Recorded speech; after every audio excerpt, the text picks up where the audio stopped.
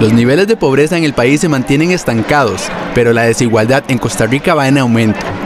Esto según la última encuesta nacional de hogares del 2013, realizada por el Instituto Nacional de Estadística y Censos. Pero, ¿qué tan perjudicial es esa tendencia para el país? Bueno, primero habría que ver si hay tolerancia de ese tipo de desigualdades, sobre todo por parte de la gente que la sufre. Me explico, hay un elemento hoy en día que juega un papel muy importante a favor de la tolerancia de las desigualdades, que es el consumismo, ¿no? Todos tenemos un celular y como todos tenemos un celular nos creemos iguales, que sabemos bien que el acceso a la información es muy diferente. Pero de todas las maneras la tolerancia tiene límites y cuando la tolerancia se agota viene algo que es muy problemático socialmente, que es el resentimiento social. Cuando el resentimiento se convierte en transgresión delictiva y ahí tenemos todo el problema de la seguridad y de la delincuencia y eso está ligado al tema de desigualdades. La desigualdad se puede ver en el ingreso per cápita. Por ejemplo, el 20% de los hogares con mayores ingresos ronda los 950.000 colones, contra solo 50.000 colones en los hogares de menores ingresos. Bueno, supuestamente en América Latina, en la primera década del siglo XXI, prácticamente en casi todos los países se ha reducido la desigualdad medida por el Gini en términos del ingreso per cápita de los hogares, con una excepción, Costa Rica. Que eso no hay que olvidarlo, sobre todo pensando que Costa Rica en los años 90 junto con Uruguay era la región menos desigual de América Latina. Hoy está creo que la cuarta o la quinta por arriba. El fenómeno de la desigualdad socioeconómica implica problemas en la distribución de la riqueza y en el acceso a los bienes y servicios para satisfacer las necesidades básicas. Todos los programas que intentan paliar o reducir la pobreza tienen lugar a nivel de la redistribución. Es decir, ya se distribuyó, ya se generó la desigualdad. Y las políticas de pobreza lo que intentan es paliar eso. Son paños calientes sobre algo que ya se ha hecho. Por eso lo clave es actuar sobre la propia distribución. Yo siempre he dicho que no hay mejor política social que una buena política de empleo. Eso aliviaría muchas cosas.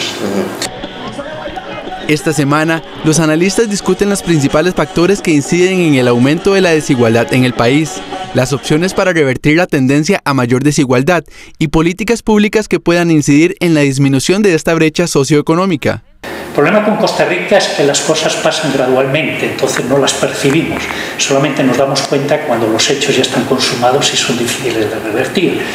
Es fundamental que un nuevo gobierno tire puentes para que esos dos países no se separen más, para que haya posibilidad de transitar de un país al otro, porque si no lo que vamos a tener son una sociedad totalmente fracturada.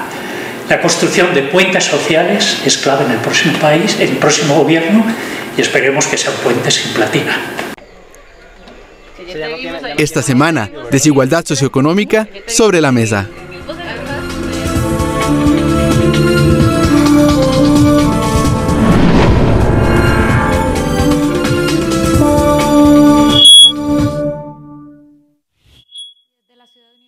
Rodrigo Facio, le damos la más cordial bienvenida a nuestro programa Sobre la Mesa del día de hoy, en el que vamos a tener uno de nuestros programas especiales por las elecciones de febrero del 2014. Hoy nos van a acompañar candidatas a la vicepresidencia de la República, pero como siempre antes tendremos a un experto en el tema, un investigador, que nos va a ubicar en cómo está la situación en este momento.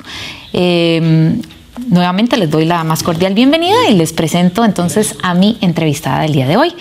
Ella es Natalia Morales, una tocaya. La primera vez que tengo una tocaya aquí en Sobre la Mesa. Vamos a hablar sobre el tema de la desigualdad y de la pobreza. Natalia es investigadora del Estado de la Nación y pues entonces es una persona con mucha autoridad para venir a explicarnos primero, para empezar, ¿cuál es la diferencia entre la pobreza y la desigualdad? Sí, buenas noches, muchas gracias por la invitación. Bienvenida. Bueno, en el tema de desigualdad y pobreza son dos conceptos que están muy relacionados, aunque no son lo mismo. En el tema de desigualdad lo que tenemos es la forma en que se distribuye la riqueza o, por ejemplo, los ingresos en un país. Y la pobreza en realidad es como la cola inferior. Entonces lo que tenemos es una cantidad absoluta, digamos, de ingresos o de recursos y vemos cuánto se apropia cada persona en el país. Lo que tenemos es indicadores para medir la concentración de ese ingreso. Cuánto se apropia, por ejemplo, cada 10% de los hogares del país, o cada 20%, o cada 1%. Y lo que hacemos es acomodar, por decirlo de alguna forma, los hogares de menor a mayor ingreso y así vemos cómo es esa distribución, cuántas son las brechas entre, por ejemplo, los que más tienen y los que menos tienen, entre los más ricos y los más pobres. Y eso es lo que trata, digamos, de medir. Se mide a través de índices. Por ejemplo, el coeficiente de Gini es uno de los índices más usados. Para la desigualdad. Exactamente, para medir desigualdad, que lo que trata es de un índice que fluctúa de 0 a 1. Conforme más se acerca a 1, quiere decir que hay más concentración del ingreso en pocas manos. También tenemos otros indicadores, como por ejemplo la relación entre los más ricos y los más pobres. En el tema de pobreza lo que nos enfocamos es en la cola inferior, o sea, en el grupo que menos ingresos tiene. Entonces lo que hacemos para medir, hay varios métodos para medir pobreza. El más utilizado y el que sirve, digamos, como para darle un monitoreo anual de la pobreza es a través de lo que se llama método de ingreso o línea de pobreza. Lo que se hace es definir el costo de la canasta básica alimentaria para una familia promedio, digamos, en el país, según lo que se requiere, según las calorías y todo. Una vez que uno tiene el precio de esa canasta básica, calcula algunas necesidades que se llaman no alimentarias y así se define la línea de pobreza. Por ejemplo, actualmente en el 2013 la línea de pobreza está en alrededor de 100.000 colones para un hogar urbano por persona. Entonces, por ejemplo, para un hogar que en promedio tiene 4 personas necesitaría, o 3 personas necesitaría un ingreso de que fluctúa entre 300.000 o 400.000 para ese hogar. También se define la línea para los hogares, digamos, rurales, entonces que es alrededor de 80.000. Entonces lo que hacemos es definir una línea de pobreza y todos los hogares que no alcancen ingresos para satisfacer esas necesidades se catalogan como pobres. Ok, hablando del tema de pobreza, ¿cuál es el rostro de la pobreza? ¿Dónde está más concentrada? ¿Quiénes son más afectados por la pobreza? Sí, en el país decimos casi 20 años de tener a 1 de cada 5 hogares en condiciones de pobreza. Tenemos ese 20% que no logramos disminuir, pero como la población va creciendo cada año, esto implica que cada año el país, digamos, en los últimos 20 años ha ido acumulando más personas y más hogares pobres. ¿Cuál es el rostro? Tenemos una composición que está principalmente centrada, por ejemplo, en los niños y adolescentes.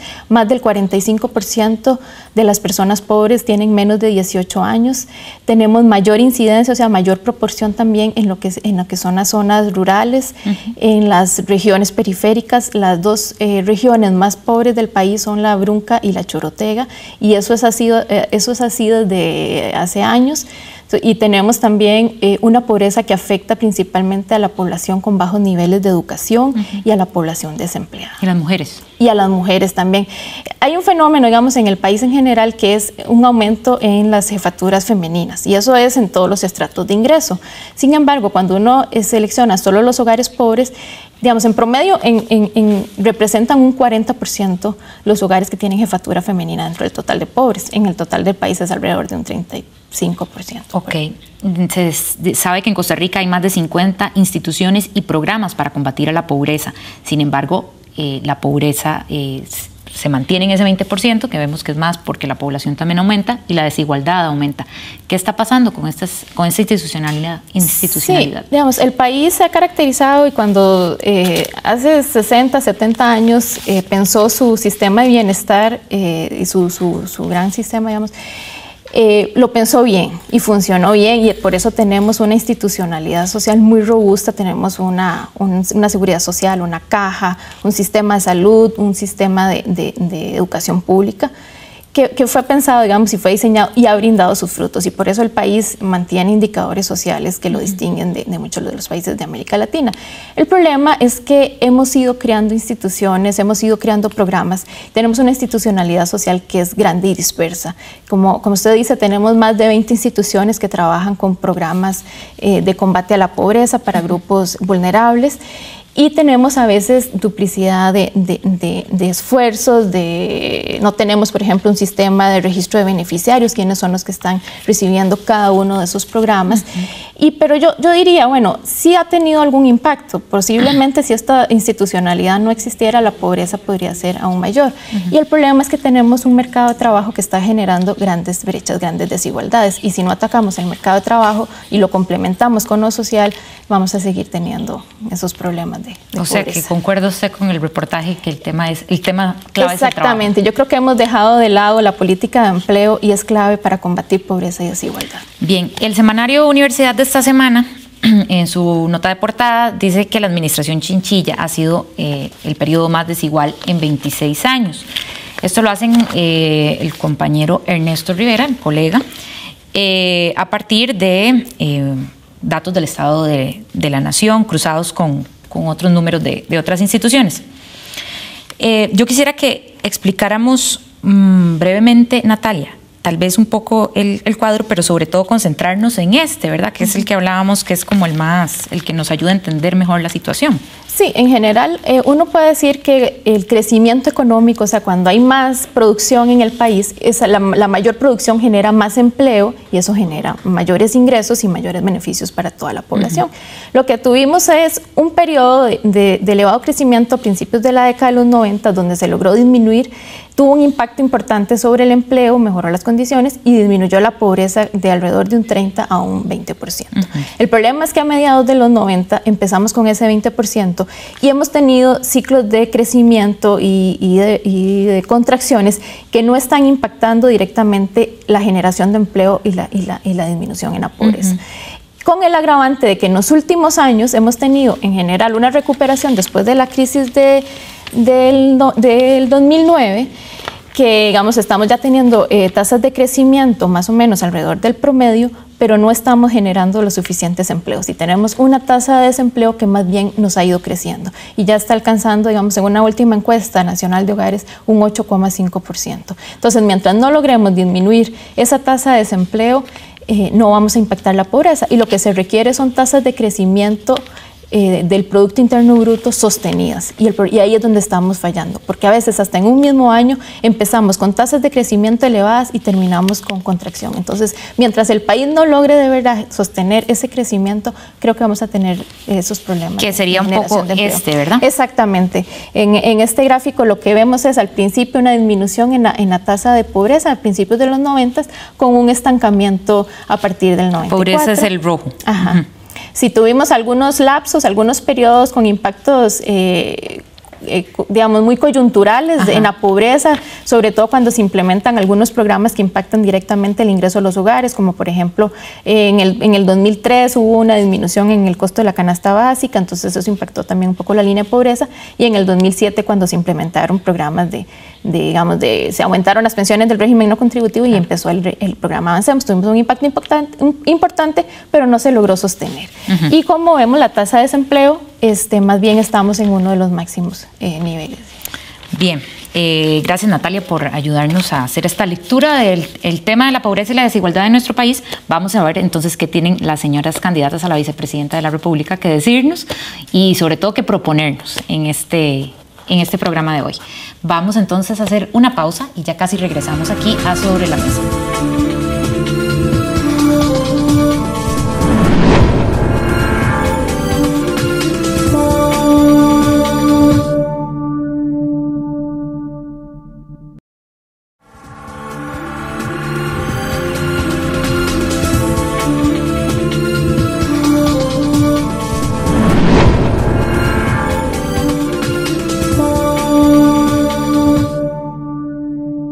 Gracias por continuar en esta conversación. El día de hoy colocamos sobre la mesa el tema de pobreza y desigualdad. Titulamos el programa pensando en estos dos fenómenos como trampas del desarrollo. vamos a conversar con 3 candidatas a la vicepresidencia de la República, un poco para conocer cuál es la visión que tienen ellas de este tema. Nos acompañan el día de hoy, en primera instancia, doña Dagmar Facio, quien es candidata a la vicepresidencia por el partido Frente Amplio.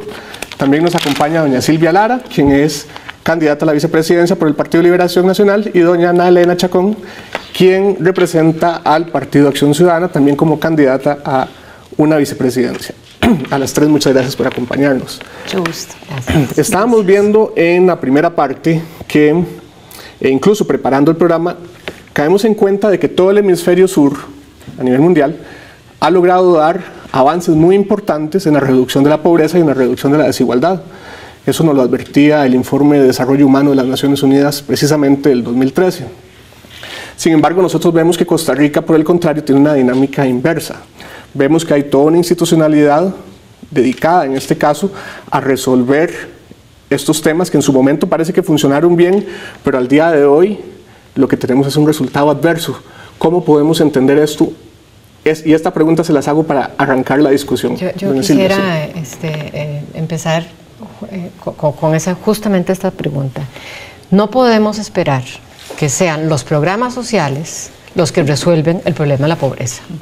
La pobreza y la desigualdad son el producto de un modelo de desarrollo que estructuralmente está produciendo pobreza y desigualdad.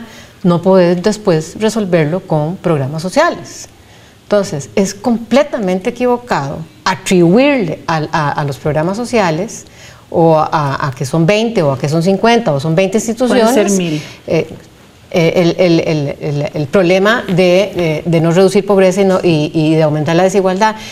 ¿Y cuál es el problema de eso? Que entonces no colocamos las causas donde hay que colocarlas. Y si no colocamos las causas donde hay que colocarlas, entonces vamos a proponernos remedios, soluciones que no están colocadas adecuadamente. Y yo quisiera retomar la conversación que teníamos antes en el programa y continuarla, para no repetir lo que ya se dijo, porque básicamente coincidimos, ¿verdad? Y no repetir, pero básicamente decir que ese resultado que estamos viendo es el resultado de un tipo de crecimiento económico que no generó los empleos que se esperaban, generó muchísimos menos empleos que lo que se esperaba, y entonces más bien lo que ha provocado es generar una riqueza que no reduce pobreza y más bien está ampliando las brechas. ¿Por qué? Repito, porque la apuesta era que fuera un crecimiento económico que generara unos empleos para muchas personas y que eso iba entonces a convertirse en ingresos para muchos hogares y además eso iba a cerrar las brechas. Bueno, eso no sucedió. Ahora, lo que no podemos esperar es que el modelo económico y la política económica y la política comercial tengan ese resultado, es decir, el no haber producido los empleos que se buscaban, y luego se le pide a los programas sociales que va a ver cómo los resuelven. Sin embargo, es complicado. Lo que quería decir es que es complicado porque aquí citamos mucho el informe del 1 de mayo que brinda la señora presidenta. Precisamente en el último, ella menciona o da cuenta, me parece a mí, de 2 Costa Ricas. Una Costa Rica que camina muy bien, que algún invitado en esta mesa dijo que era la Costa Rica gobernable, y otra Costa Rica ingobernable, como que la Costa Rica la Costa Rica gobernable, la que camina como un relojito suizo, precisamente es la de las exportaciones, la de los multimillonarios, de 100 multimillonarios. La de variables macroeconómicas, incluso se decía, ¿verdad? Pero resulta que cuando volvemos a ver, hay problemas en otros niveles, ¿verdad? ¿Cómo empatar entonces esas 2 Costa Ricas? Porque por un lado se dice que los programas sociales no funcionan, pero la otra Costa Rica sí funciona, ¿verdad? Hay dos cosas que ver acá. También yo creo, bueno, en realidad todas estas causas que generan la pobreza es el desempleo. Ese es el común denominador. Pero veamos por qué están desempleadas las personas. Y cuando aquí se dice que el 45% de las personas en condición de pobreza son menores de 18 años y hay otro 40% que son mujeres jefas de hogar, nos da que un 85% entonces es las mujeres y sus hijos. ¿Pero qué clase de educación han recibido? Elena, perdóname que me meta. Y entonces cuando en la familia el hombre no puede proveer todo, esa mujer deja de ser pobre. No es... No, lo que estoy diciendo aquí es que hay causas coyunturales. A lo que voy es que las mujeres atraviesan toda la línea. O sea, los padres, las mujeres y los niños. Entonces, a veces cuando los dividimos suena como que sí, el 40% de las mujeres es jefe de son mujeres, digamos, en estos casos son mujeres jefeando hogares, ¿verdad? Y eso lo vemos constantemente. Claro. Y además tiene una cantidad de hijos superior, por ejemplo, a la que tienen mujeres con algún nivel de educación universitaria. Bien nos dice la demográfica costarricense que las mujeres con educación universitaria están teniendo un promedio de 2 hijos, cuando las mujeres sin educación universitaria están teniendo más hijos. Yo no me quiero meter en la cantidad de hijos, sino en la cantidad de responsabilidades que vamos y la competitividad que vamos a tener, porque el Estado, de alguna forma, ha abandonado la educación de estas mujeres. ¿Por qué es que son las primeras en quedarse sin trabajo? Porque el nivel de vulnerabilidad que tienen al tener trabajos poco remunerados las hace estar siendo fluctuantes de una forma u otra en los temas laborales. Nosotros creemos desde el Partido de Acción Ciudadana que este modelo, digamos, que hemos vivido en los últimos años es un modelo que sí está agotado, que las instituciones sociales se deben de remozar con aspectos de política focalizada para atender por lo menos por una materia de derechos humanos, por un tema de conciencia social, en una forma rápida, aquellas 87,000 familias que no comen bien al día. Sí, estamos de acuerdo que en efecto los programas sociales tienen esa función. Tienen la función de que la gente que no está haciendo 3 comidas diarias, por supuesto que tenemos que garantizar que lo haga. Pero yo quiero volver al tema estructural. Por supuesto, pero no me ha dejado terminar mi tema del tema estructural, que es el tema de la educación. O sea, no hay personas capaces de ser competitivas dentro de este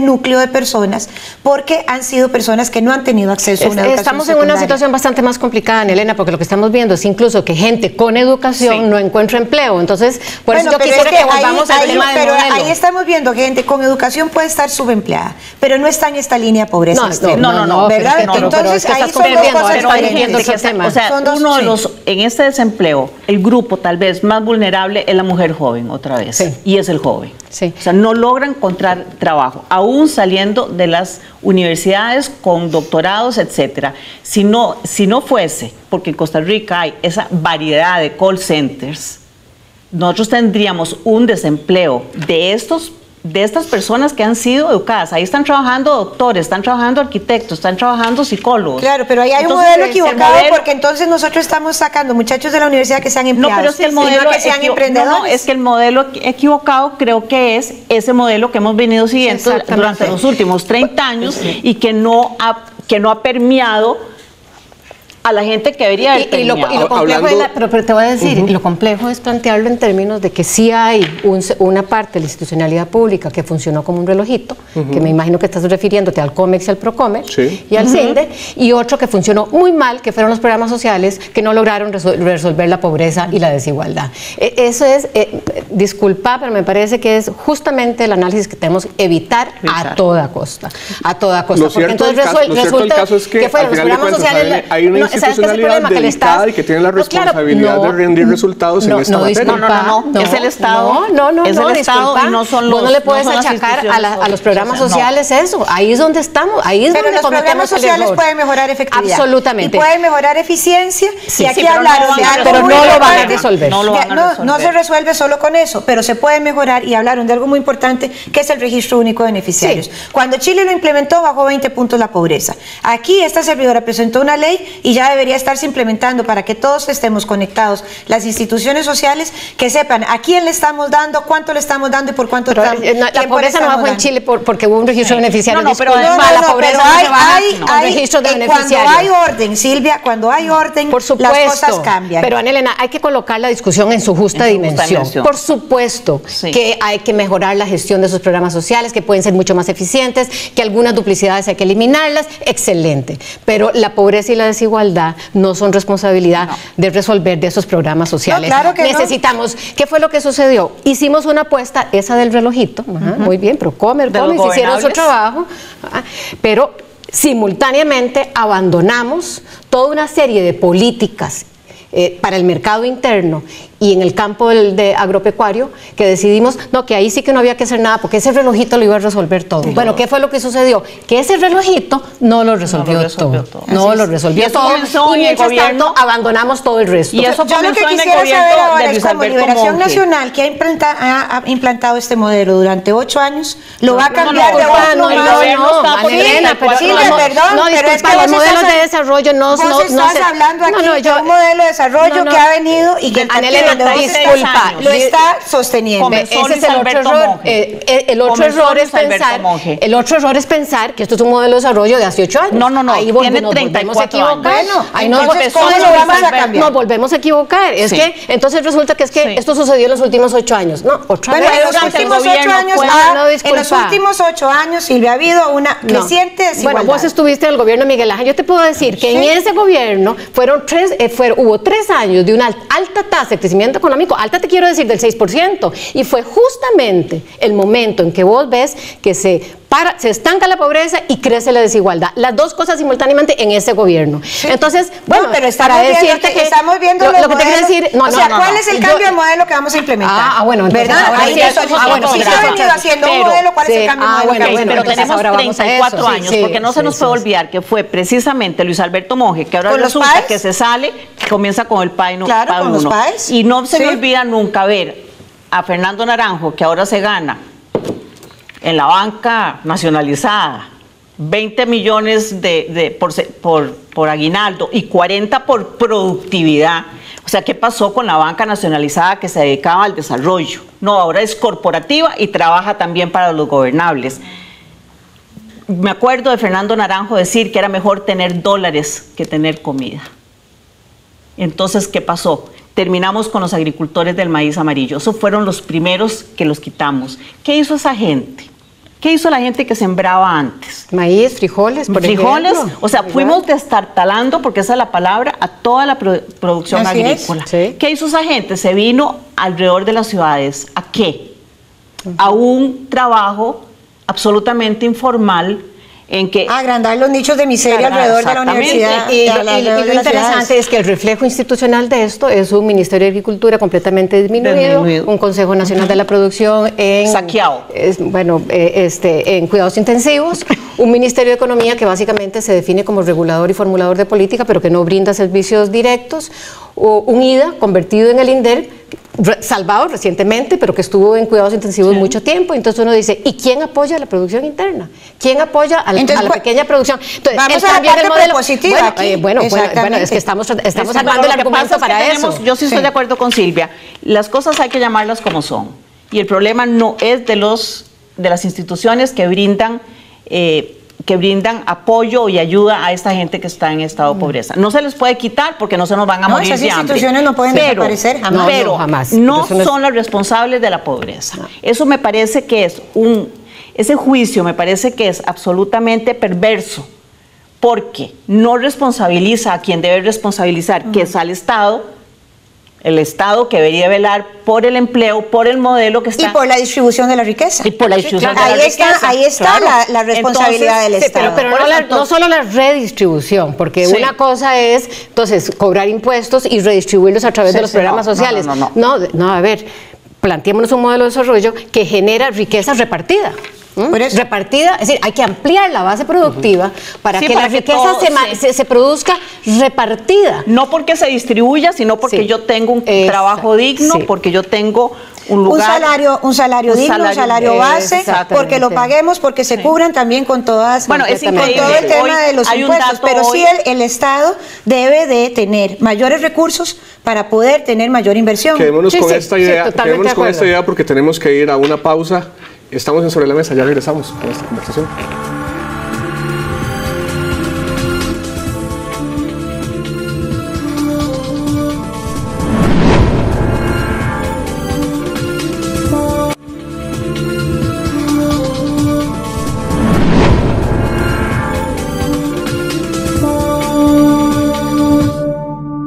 Bien, continuamos la conversación del día de hoy. Estamos en esta mesa, doña Dagmar Facio, doña Silvia Lara y doña Ana Elena Chacón, representantes de 3 partidos políticos, Frente Amplio, Liberación Nacional y Partido de Acción Ciudadana, respectivamente, conversando sobre el tema de pobreza y desigualdad.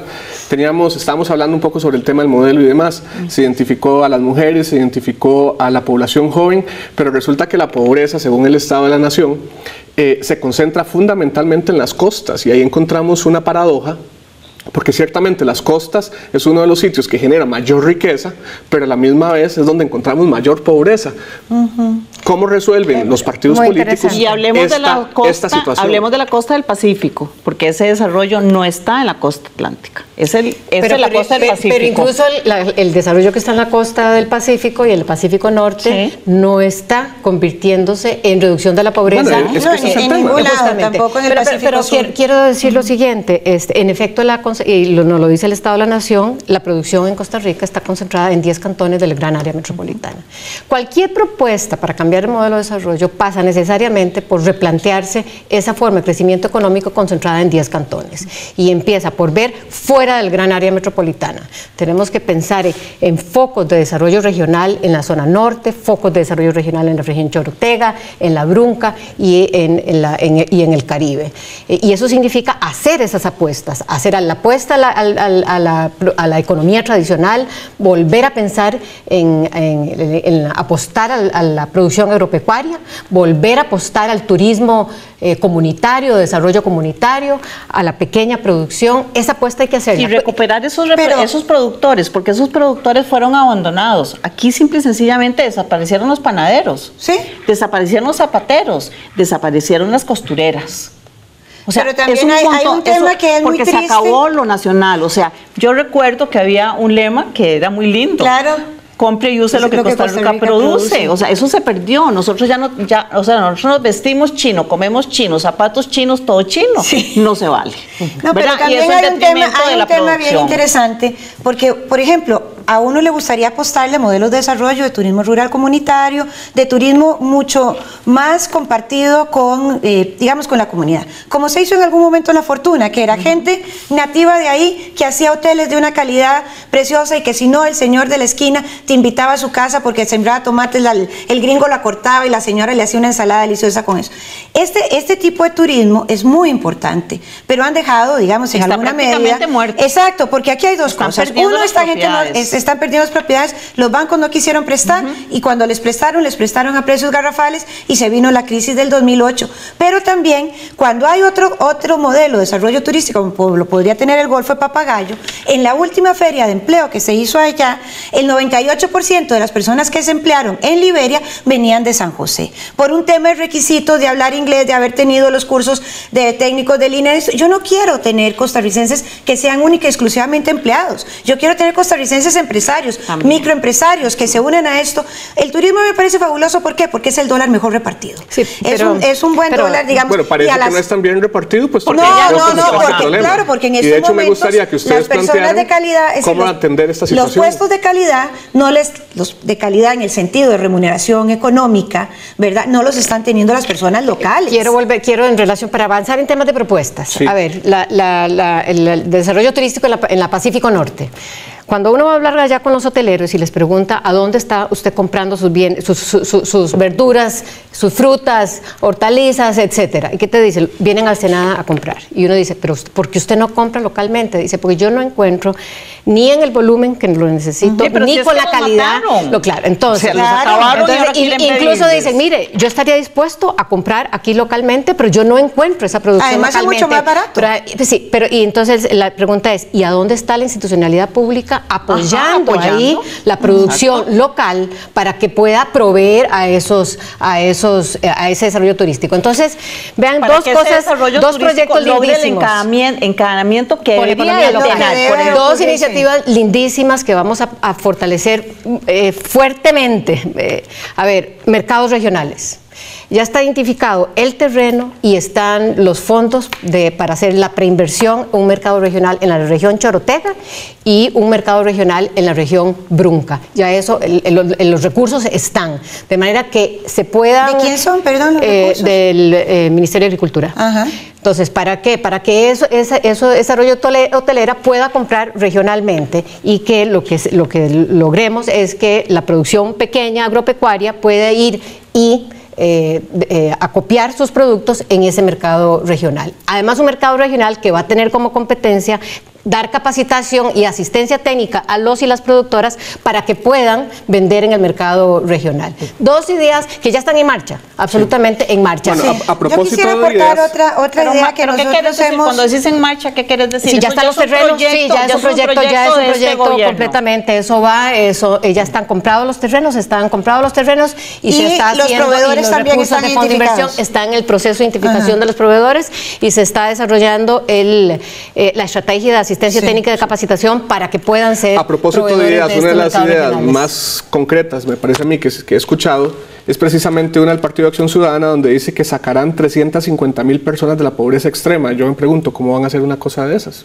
Bueno, las 350,000 personas que están en la pobreza extrema son 350,000 personas que deben estar debidamente identificadas.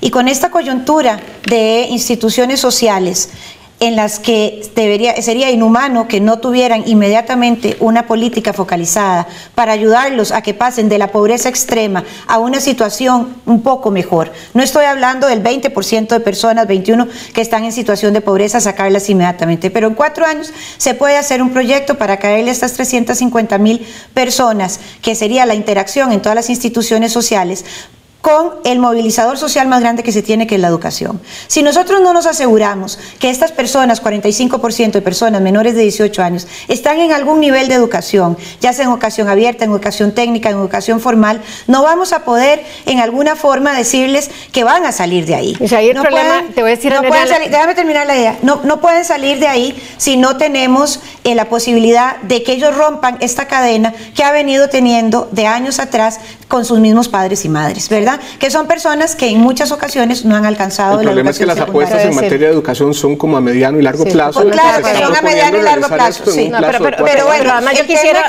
un momentito. El tema aquí es que, digamos, sí hay cosas a mediano y largo plazo, que es la inversión importante, la inversión de personas visionarias.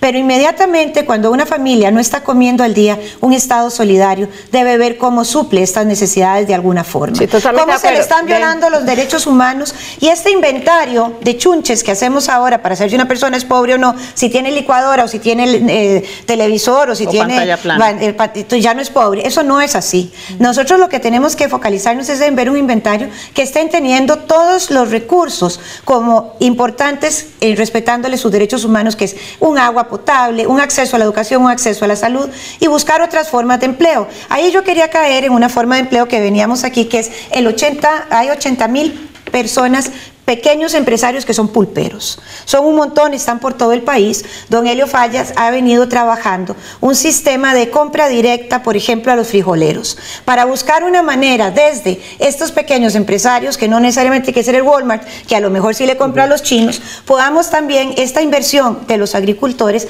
tener una salida también. Sí, para yo quisiera preguntarle a doña Dagmar, porque hemos hablado de educación, de reactivación económica, ahora se estaba planteando este tema, el de, digamos, un mercado interno. ¿De qué más tenemos que hablar para resolver estos problemas de desigualdad y pobreza? Yo tuve la oportunidad, que tal vez por estar en esta posición, fui a escuchar a Yunus, el Premio Nobel 2006 en Economía, que es la persona que inventa ese micropréstamo. Y desde el Frente Amplio se está planteando algo en esa dirección. Imagínense que les dan $27 a estas mujeres, que además son las mejores pagadoras del mundo. Con $27, la primera que los recibió, que hacía muebles de bambú, y que el hombre que le prestaba la plata le dejaba 2 rupias al día, el cambio de las rupias como 40 por $1. Esta señora que logró salir con esos $27, hoy su hija es doctora en medicina. Entonces, aquí es como primero que el gallo a la gallina, o sea, pero es que no solo podemos educar, es que tenemos que dar alguna independencia económica, o sea, hay que fortalecer eso. Sí. O sea, tienen que entrar los dos. Nosotros apostamos como Frente Amplio a una banca de desarrollo y a una banca que proteja a las pymes y a la mini pyme. En estos momentos, si usted va a pedir un préstamo como mini pyme, le piden para dárselo 1 año de experiencia.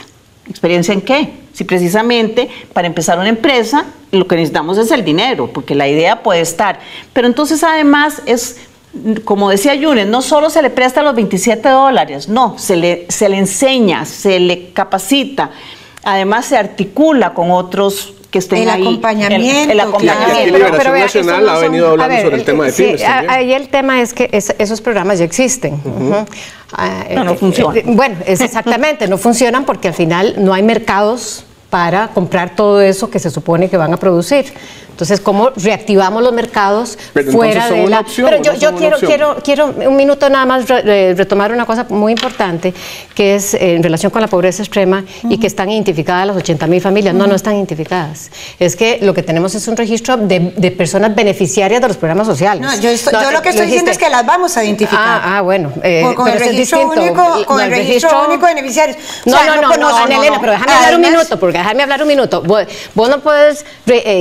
a ver, el registro de beneficiarios es el de beneficiarios. Claro.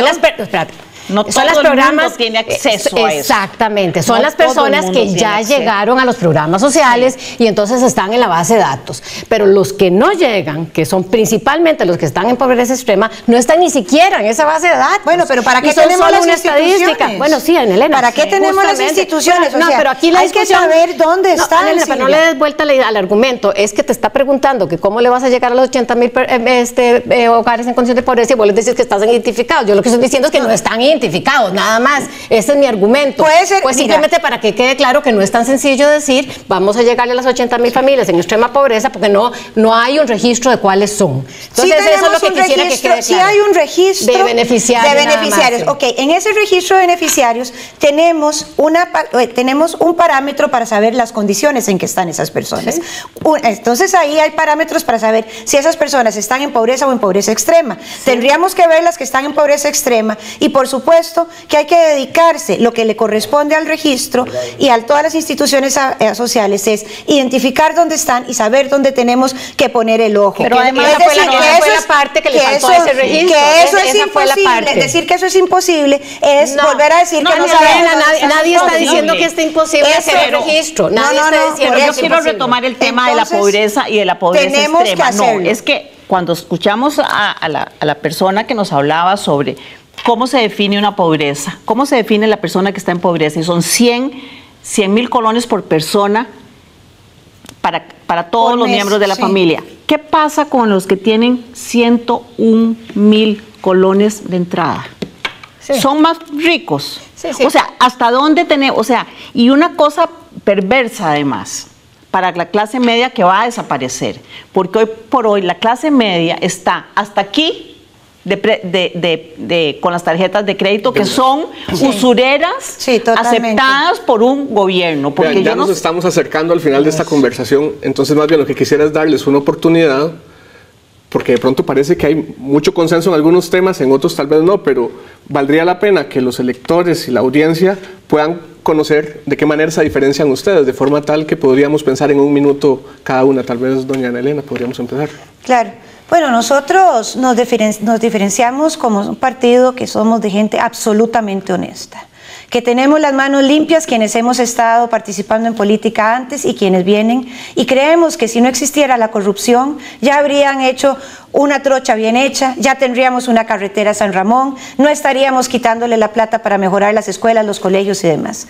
Yo lo que les pido es que den una oportunidad al Partido Acción Ciudadana de gobernar, porque dentro de nosotros hay personas que vamos a salir a luchar con toda nuestra fuerza por mejorar una sociedad que en estos momentos está carcomida por la corrupción.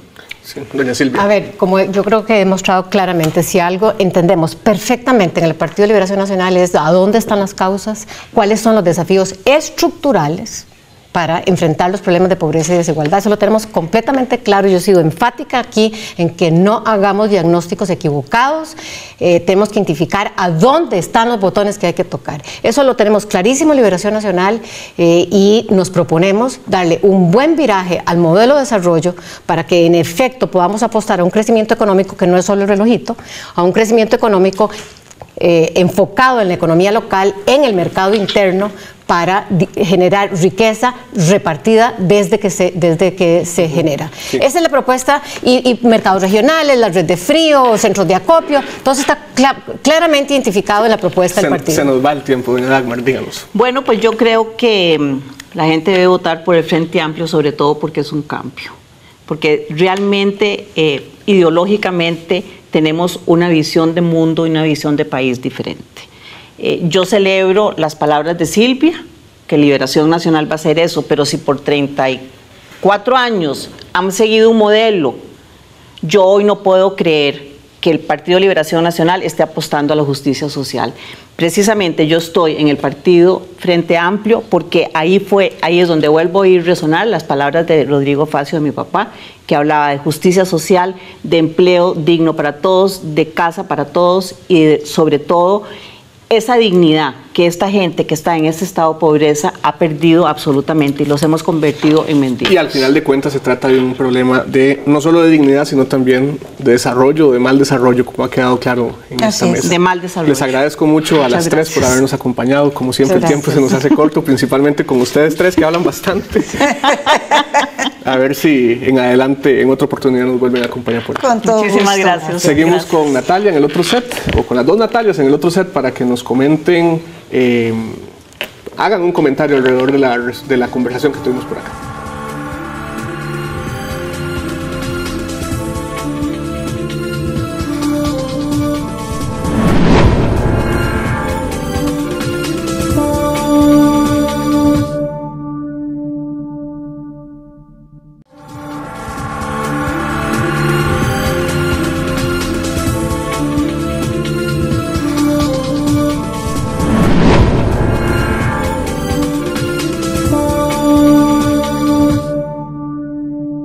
Hemos tenido hoy aquí en Sobre la Mesa a tres candidatas a la vicepresidencia de la República, conversando sobre desigualdad y pobreza y un poco contándonos cuáles son sus propuestas. Como siempre, en la parte final tenemos a la persona que nos acompañó al principio como para recapitular y que nos cuente qué le parecieron lo conversado en el panel anterior. Natalia Morales, del Estado de la Nación, es en esta oportunidad quien estuvo con nosotros desde el principio. Natalia escuchó la conversación y cuéntenos qué le pareció lo conversado. Sí, yo creo que en general el diagnóstico está más o menos claro. O sea, yo creo que en general se sabe de más o menos de dónde vienen la desigualdad, la pobreza. Lo que me quedó un poco debiendo es el tema del cómo, ¿verdad? Sobre todo, cómo atacar un problema de pobreza que cada vez y de desigualdad creciente en un contexto de déficit fiscal, donde tenemos cada vez más recursos limitados. En el pasado, por dicha esta vez no ha sido así, pero en el pasado, cuando hay déficit fiscal, los primeros programas en recortarse han sido los sociales, y esto genera mayor vulnerabilidad, sobre todo en la población más pobre. Y además creo que no se consideró un aspecto muy importante, que es el dinamismo de la pobreza. Nosotros en el último informe analizamos, le dimos seguimiento a las mismas personas en el 2011 y 2012 para ver cuál era su situación de pobreza en esos 2 años. Y lo que vemos es que de ese 20%, un 12% es pobre en el 2011 y 2012, pero hay un 9% que entra y sale de la pobreza. Y aquí el factor importante es el empleo. Entonces, mientras, como ellas comentaron, ¿verdad? Mientras no se complemente el tema de la política social con política de empleo, vamos a tener ese gran dinamismo. Y no es cualquier empleo, tiene que ser un empleo que le llamamos un empleo digno, un empleo estable, un empleo que pague al menos, por ejemplo, un salario mínimo. Y lo que estamos viendo es que en general el país en los últimos años está generando empleo, sobre todo calificado, pero tenemos solo un 40% de la población ocupada que es calificada, o sea, tenemos un 60% no calificada, y que entonces está al margen de este tipo de empleo y del modelo más, digamos, es el que dirigido, se está fomentando. Exactamente, dirigido, por ejemplo, al sector exportador. Entonces, tenemos ahí un problema, tenemos un perfil educativo de la población muy bajo, seguimos teniendo, y buena parte de esta ampliación de la brecha en la desigualdad y de la pobreza se explica por los errores que cometimos en el pasado, sobre todo en los años 80, cuando un porcentaje importante de la población dejó los estudios, son los que actualmente tienen entre 30, 40, 50 años, que a veces ni siquiera completaron séptimo año, octavo año. Entonces es un perfil poco calificado que está al margen de este estilo de desarrollo y no estamos logrando generar encadenamientos que permitan que este sector más dinámico, el motorcito de la economía, se vincule con estos otros sectores. Entonces, ahí, digamos, lo que hay que tener claro es si hay que empezar, pero a generar y decir cómo se van a generar ese empleo.